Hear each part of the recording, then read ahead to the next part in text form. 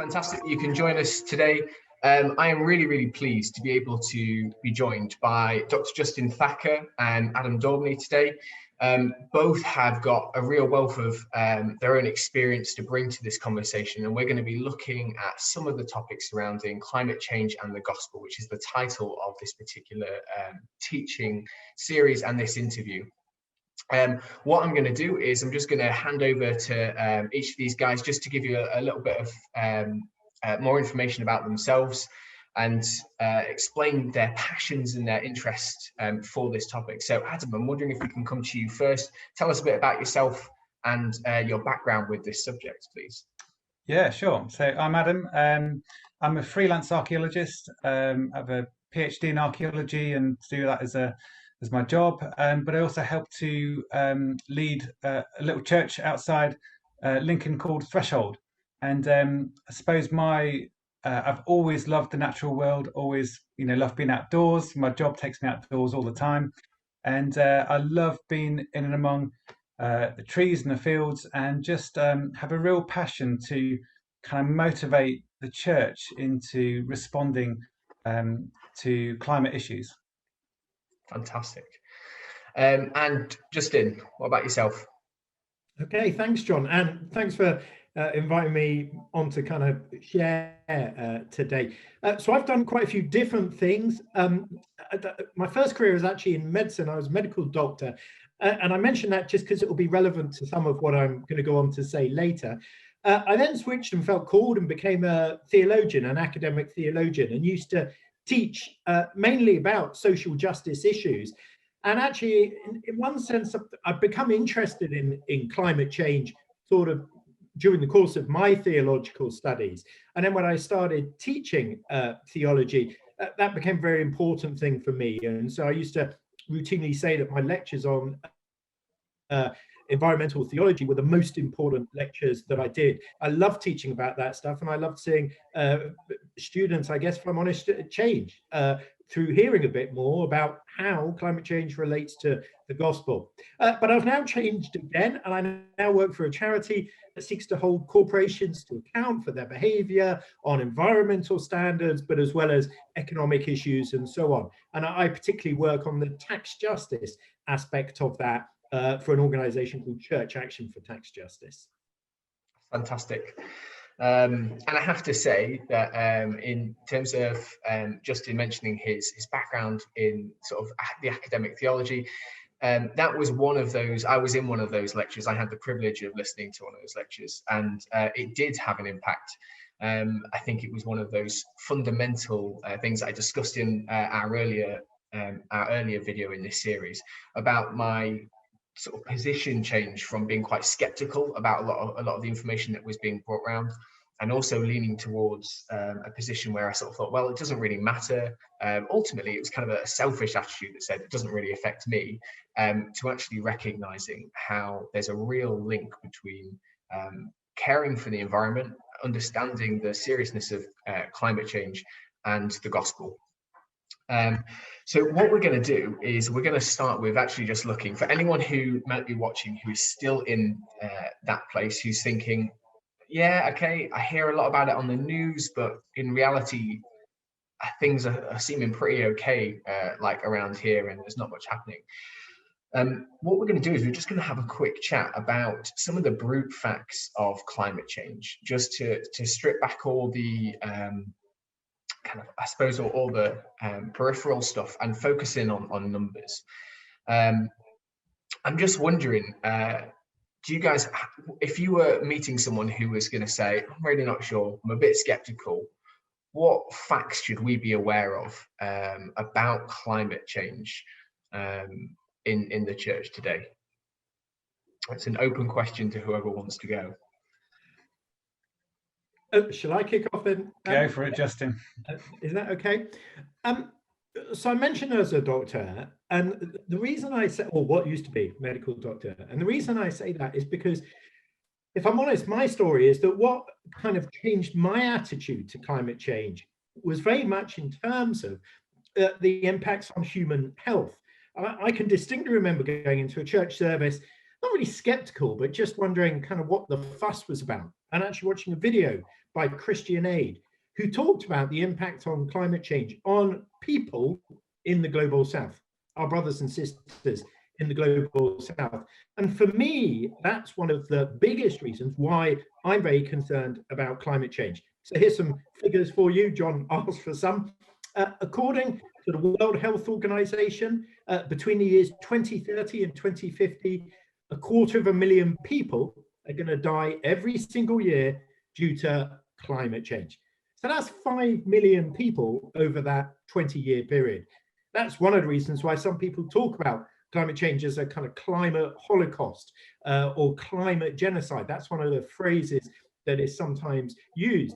We're all obviously very concerned right now about the tens of thousands, hundreds of thousands of people dying from coronavirus. But here's a catastrophe that is in our hands to change. I mean, COVID, to some extent, we can do something about as well. But you see what I mean? We have created the climate change problem, and it's up to us to find a solution to it as well. So my concern is driven by the fact that it is killing people on a daily basis. And I think just one other thing I'll say, kind of by way of intro, is the people that are dying primarily from climate change are people in the global south. It's people in sub-Saharan Africa and South Asia, and yet they're not the countries or the people that have caused the problem. Primarily, the problem's been caused by countries in the global north, Europe, North America, and so on. So we in the global north have created the problem. People who are dying are in the global south. That is a matter of injustice and unfairness that we absolutely need to tackle. That's interesting. Adam, do you have any thoughts on, so what is it that's what behaviours are actually causing that?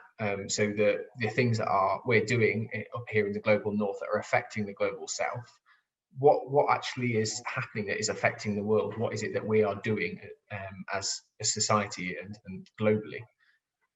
Yeah, I mean, it all boils down to behaviour, and that's multi-scalar. So it's behaviour at a national level, and that involves things like policy, right the way down to the way that we're living lives as a church. Are we chucking away millions of disposable plastic cups every year just so that we can have nice coffee together? Are we using our buildings wisely? Are we encouraging people to, get in their cars when actually we should be saying, get on a bus or walk? And right the way down to our individual actions, our diet, the way that we're eating, the way that these all have knock-on impacts. So it really is a multi-scalar issue. Yeah. I have to say, one of the things that really struck me, and we talked about an earlier video, and we'll touch on this again, but I was reading through this book, which is L is for Lifestyle by Ruth Valerio, and one of the things that really disturbed me was about how many things that are that we take for granted in life that have a massive environmental impact. So one of them was, and I gave the example of, I'm wearing a wedding ring at the moment. This is made of gold. And she said that the jewelry industry has a horrific impact on our climate. And sort of being aware of, these are brute facts. So this is data that comes from the companies themselves. And they were saying that for every 0.333 grams of gold that's produced, over 20 tons of toxic chemicals are released into the environment. And often that's dumped in rivers, which then pollutes water supplies for often thousands of square miles, depending on where those water supplies are based. And unfortunately, that's very often in the continent of Africa and in South America, where they're sort of very mineral rich, and where there's a plundering there that's happening, which is destroying it at an unprecedented level. There are two more facts which I found were really, really challenging. One is that I read that 800 million people are currently directly vulnerable to the effects of climate change, and they were saying that by vulnerable, that meant not just like we have here, where we kind of experience maybe a slightly warmer climate, but where actually vulnerable means death potentially. And actually every year when they escape that is they're lucky to do so. So this is a real kind of serious issue, and what I'm hoping we can communicate is the fact that actually, before we look at why we should care and what we can do, it's really important to grasp that this is actually this is one of the biggest modern day kind of I don't know how I describe it, kind of a watershed moment. We need to kind of wake up as a church, I think, and recognize that this is a really serious issue that we should be leading and at the forefront of the change, where I think perhaps the church has been slow, as you pointed out, Adam, to kind of really adopt that position and champion it. John, can I pick up on that point? Yeah, absolutely. You just raised, which is just, I think you're absolutely right about that. This being a pivotal moment for the church. I often look at climate change in the same way we look at the transatlantic slave trade. And the fact is, we look back at that era of history and we know that obviously there were some church people who were opposed to the slave trade, but there are also some churches and people within churches supportive. And we look back and think, how on earth could the church have ever supported slavery? And that's how we look back. And I think in 50, 100 years' time, the church of that generation will look back at us today and say, how on earth could parts of the UK and North American church have not done enough or not fought to end climate change and the climate crisis? You know, we are going to be held in the scales in that sense for future generations. Yeah. It's often said, isn't it, that we shouldn't need a crisis to champion creation, to champion creation care. It should be part of our worship. You know, it's part of who we are and who we're called to be.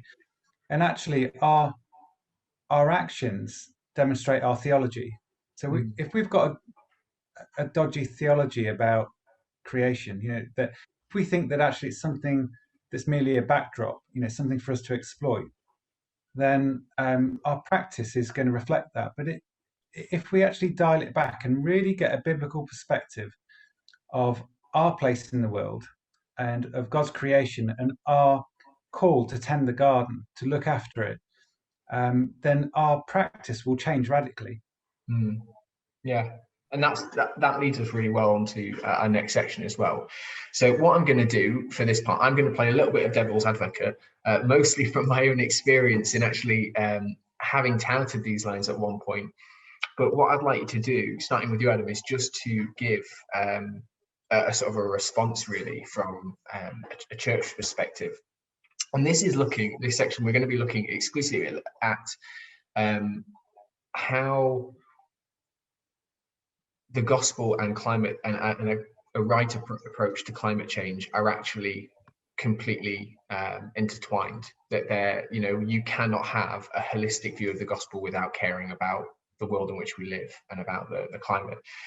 But in the past, I've heard it said that, okay, so we're using up Earth's resources at a really rapid rate, and you say that it's doing the planet harm, and then it's just destroying our natural environment, and it's going to make things more difficult for people elsewhere.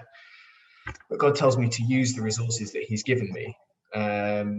And if God's going to come back anyway and the world's got to end, I've read it in Revelation, then why should I care that we're abusing our planet? It's got to, aren't I actually helping Jesus come back by sort of speeding up this process? Adam, share with us your thoughts. Yeah, I mean, that's just really bad theology, isn't it? It's I don't see that in the Bible. And this is why I think we need to get back to a biblical perspective on creation. It's very, I mean, let's just dial it back. Jesus says to love our neighbor. And one of the simplest way we can love our neighbor is through creation care. We're directly having an impact on the quality of people's lives, not only in our neighborhood, but right the way across the world.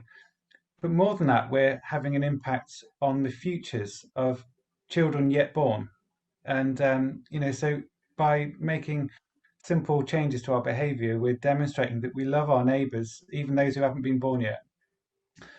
But also, when we look back at the creation stories and we see that actually, we are we're made alongside creation, but we are also set apart from creation, and we have a duty. God, tells us to tend the garden, to keep the garden. And when it's interesting in Genesis where they say, where God says, keep the garden. The word for keep is in Hebrew is shamar, and it's the same keep when that is contained in the blessing. That Lord bless you and keep you.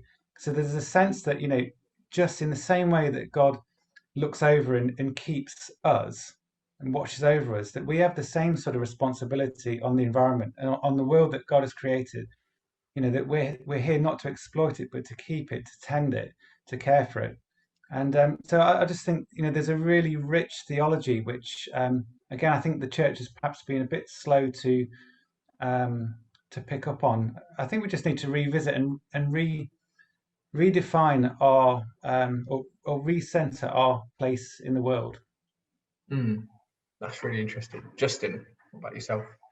Yeah, I mean, I agree with everything Adam has said. There's so much that could be said. For me, I definitely frame this in terms of Jesus's love commands. What did Jesus say was the central command? What is the greatest commandment? This is the question he was asked. It was to love the Lord your God, and it was to love your neighbor as yourself. And then we have to unpack who is our neighbor. I mean, that was literally the lawyer's question. But the answer to that is that our neighbor is not just the person who lives next door. The answer is the person, our neighbor is the person to whom we have responsibility, to whom's needs we can meet. And so what does it mean for us to love our neighbor in the context of climate change? It means for us not to take actions that are deliberately, or not deliberately, because we're not doing it intentionally, but that are intentionally harming our neighbor.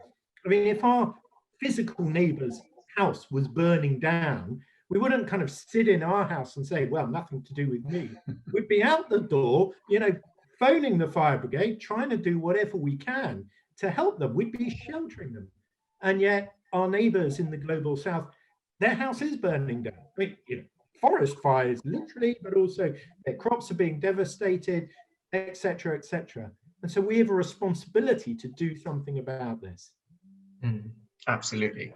I think it's difficult to really, because you've both summed that up really well, and that it comes back to that fundamental command. If we're going to, as Life Church, but also as a broader church nationally and actually internationally, if we're going to love our neighbour, that involves actually a wider awareness of our actions. And I said on one of our previous series that there's been a real, I'd say it's almost like, when the scope is pulled back and the view is expanded.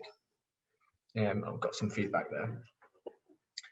When the scope is pulled back and my view is expanded, previously the gospel, I was really looking at the individual and like the person right next to me and saying, how can I preach the gospel to them and to my immediate community? And actually what I've realized is that so much about my life, like Adam, you said, like how I use my resources, the sort of the cups that we use in church, the plastic that we throw away, how that then ends up in oceans and landfills that is poisoning the world. And so you think, well, it's kind of but the process doesn't end there, does it? Because ultimately it's hurting and not showing love to my neighbor further down the road somewhere else, but it's just removed so that I can't see that part of the equation directly. And it kind of gives us a sense of, well, like I can't see it. It's not like I'm walking past that person.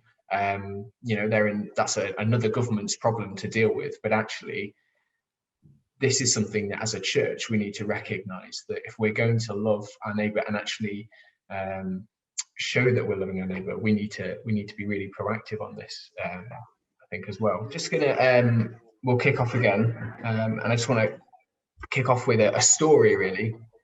So in the book L is for Lifestyle by Ruth Valerio, she uses a really brilliant illustration that I feel highlights an aspect of this question about why we should care. And it comes down, there's that dual, there's like two paths to this question, I think. And I'll let you kind of respond to this in just a moment, because there's the loving your neighbor, but there's also the it's intrinsic to the first part, the loving your Lord your God. And Ruth says that there's this, she says, as I'm writing the book, there's a tapestry that she created that hangs in her study, and she poured time and effort into it. This was something that she was immensely proud of, that she loved, and was a thing of beauty. And she said, we know that God, when he looked at the earth and all that he created in Genesis, said that he looked at it and said, this is good. And she said, my children would never in a million years then come in from the outside with muddy boots, take off the tapestry, throw it on the floor, and then wipe their feet all over it. She said it would be totally disrespectful and contradicting to the fact that they say they love me, because they knew that would hurt me.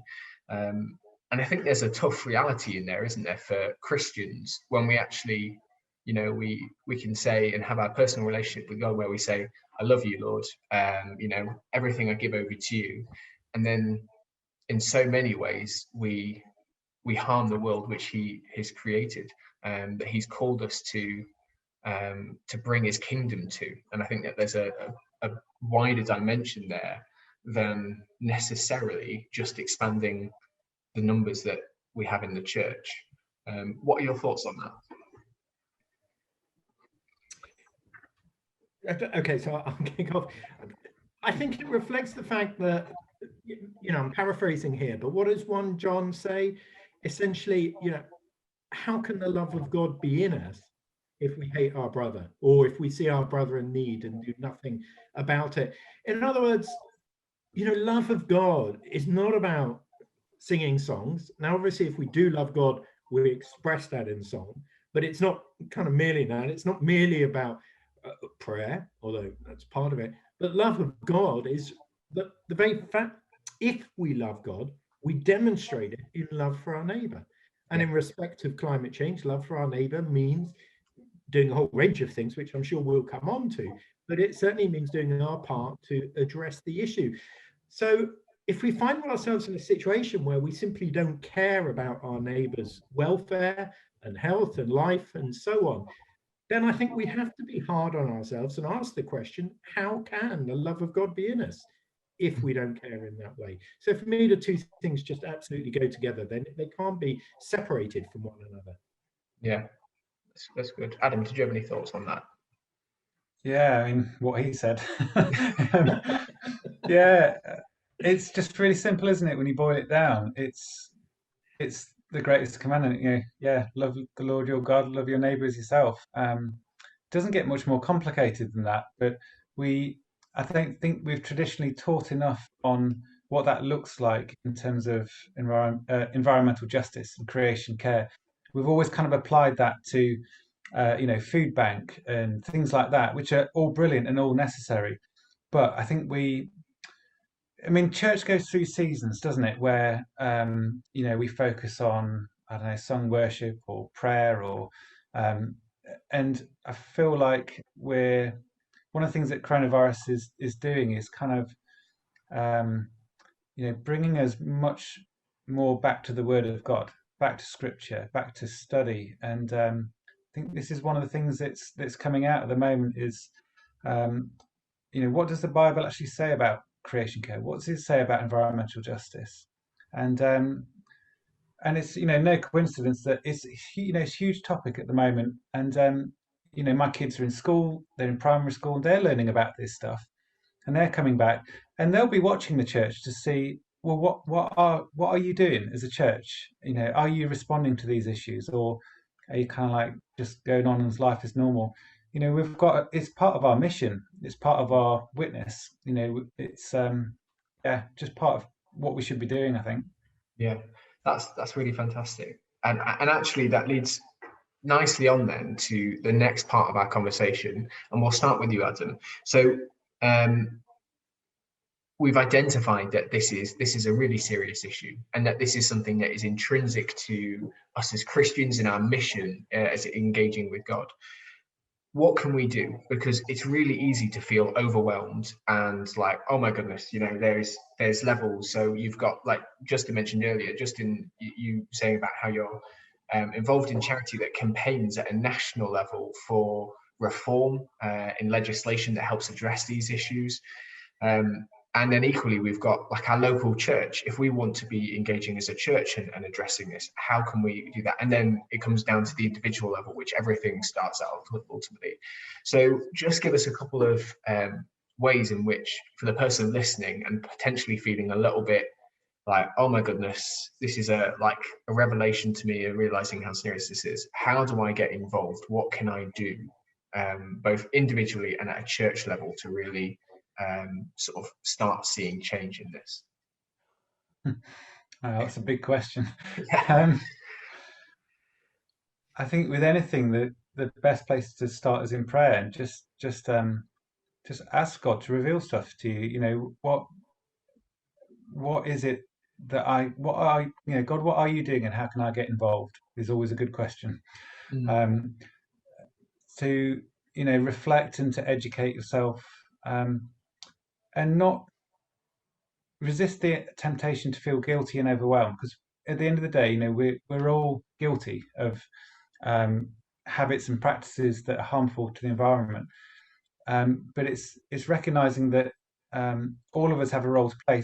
Some of us, we will be called to have a voice at a national level. Some of us, like Justin, will be speaking into large organizations and having kind of influence at a policy level. Whereas for others, it might well be that it's about changing your diet, eating less meat, traveling less, using your bike. It's kind of, again, it's multi-scalar. But I was reading a really good book called The Jungle Garden, and it's by an academic who very much talks about how small changes that you make into one part of your garden has knock-on effects, over a much wider area. And he was saying that, many people can feel overwhelmed by these things, but actually almost all of us have got a garden, and the best place that you can start is right in your back garden. Plant some pollinating flowers, some wildflowers, or let part of your garden rewild. Stop cutting the grass so much. There's all of these sorts of very, very small things that you can do that start to have a big effect. But I think it is a case of the multi-scalar. It's looking at what can we do at all scales, because it's all important. This is where we, as a body of the church, we need to be mobilized, because the church is a huge network of people, absolutely massive. And if we all were saying the same message, if we were all being motivated and released into these issues, between the lot of us, what kind of impact could we make? I mean, it could be huge. Yeah, definitely. Could you just break down that? You used a phrase there, rewilding. Firstly, could you just break down, for some people who might not know what that is, a bit about what that involves, and also talk us through, because you're involved in leadership in Threshold Church in Lincolnshire. Could you tell us a little bit about the journey that Threshold has been through to recognising the issue of climate change and what it can be doing at a local level? Yeah, sure. So, I mean, so 1970s, 1980s conservation philosophy was very much about preservation, preserving what's there. We get these sort of national parks and things. And the idea was that, the best way to help nature was to preserve it. And quite often what we were doing was just preserving man-made landscapes, things that have changed since the Second World War, but which we all became familiar with and thought, okay, that's how it should be, let's preserve it. Whereas actually there's loads of discussion about rewilding, which is essentially taking your foot off the neck of creation and just letting nature do what it wants to do. And when you do that, so a couple of years ago, I rewilded my back garden. I stopped mowing, and the next year I saw tons of flowers which had emerged, which I hadn't planted, but which were dormant in the soil. And that attracted a whole load of species that I'd never seen before in my garden, a real abundance of wildlife. And you could see that nature was starting to restore itself, and that it was healing damaged ecosystems and habitats, and nature was returning. So I have a real passion for that in the natural world. I think it's a great thing that we should be encouraging. But I think it's a really powerful metaphor for the church. Maybe for years we've been taming Jesus. Maybe we've been sort of manicuring these lovely lawns, which look really neat and tidy, and we have these ornamental flowering shrubs, which we clip and which are very much a monoculture landscape. And actually, what would happen if we rewilded the church? What if we cared less about our structure and our organizations and our hierarchies and our control of the landscape? What if we released everyone to flourish into the person that they were created to be? Would we see multiple expressions of creator-driven expressions of church flourish across the landscape? And if so, would we see a huge return of people to Christ? Would we see a healing of the landscape? So I just think it's a really powerful metaphor. I kind of feel like, church is not turning up for 2 hours and staring at the back of someone's head on a Sunday. It's the whole of life. And so I think as we look across the fence and see what's happening in the natural world in terms of rewilding, I think God's speaking to us about what the church could be like, in a nutshell. That's not a light thing. There's so much there that can be unpacked. But I'm just aware of time. So Justin, as we kind of alluded to, you're then sort of engaging this at a higher sort of governmental level, potentially policy making. I also know that am I right in thinking you have an electric car as well? So you've made sort of changes on the personal level as well that have been kind of looking at our impact on our immediate environment. But just talk us through what should we be looking to do as individuals and as a church to engage this topic? Sure. So I tend to think about this at 3 levels. Okay, I'll try and do this quickly. So firstly, thinking about it personally, what can I personally do? I think the crucial thing there is not to be overwhelmed. There's like 1,000 changes, and I haven't made them all, although I'm passionate about this issue. I absolutely haven't. I think it was Ruth Valera, I can't remember, but I heard from someone once, a good way of approaching the kind of personal changes is to almost do them a month, or you could do a quarter at a time. In other words, you say to yourself, right, you just ask yourself what's next. So for this month, I'm going to eat less red meat, or for this month, I'm going to do some rewilding in my garden. And so you do that for a month. And the reason I'm saying a month is that then becomes established. It becomes a bit of a habit for you. And then you say to yourself, right, what's the next thing I could tackle? Rather than sort of at the start trying to do everything. So if you try and do everything, you will kind of collapse. Just give yourself a break. Maybe even 3 months at a time. You do it for 3 months, and then you ask, what's the next thing? But amongst those personal things, here's something really concrete that the folks could do. Simply switch to a renewable energy supplier. I mean, one of the main reasons I propose that is simply often it's cheaper than their current supplier. So it's not that it's more expensive, or at least it's the same. Switch to a green energy supplier if you haven't already done that. It's dead simple, dead easy. It'll take you 5-10 minutes maximum, and it actually has a big impact because you then have that green supplier hopefully for the next decades. So that can make a real difference. And I think just on that point, sometimes people think, well, a green lifestyle is more expensive. It's not always. One of the things I do is I don't buy new clothes. So frankly, it's cheaper in terms of, now maybe it has to do with my sense of fashion, but the fact is, my clothing budget is much less because, I only buy from recycled switches. So that's personal. At a church level, I'm a massive advocate of the Eco Church Awards. So I know if folks know that, but if you go to the campaign group of Russia, you can sign your church up for an Eco Award. There's different levels, bronze, silver, and gold. It takes you through the whole process. And at a church level, I'd really encourage you to do that. And there are a number of different steps, and you'll find it all there on the Russia website. So we as a church have done that relatively recently and are working our way through the different levels of awards. But then finally, nationally, you said, you know, I operate at this national level. Actually, we all do. We all have MPs. So the third thing, or the third level I'd encourage you to do, is just write a letter or an email to your MP and simply just tell, you don't have to, it doesn't have to be full of facts and figures, but simply to say you're concerned about climate change and you would like our government to adopt a greener environmental policy. We all have a voice in this kind of democratic society, and we should use it.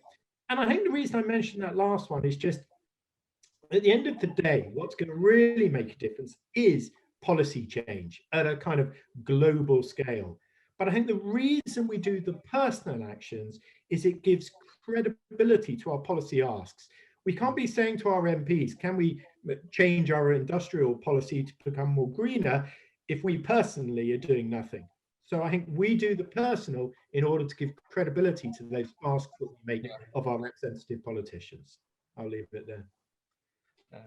And that actually, I suppose, I know that we, like, regardless of political persuasion as well, I think one of the things that we can't underestimate as a church nationally is actually our ability to move markets. So, like, often policy is influenced by the market, and that's just like one of the realities of the world. And actually, if everyone switched to a green energy supplier, that sends a really clear message.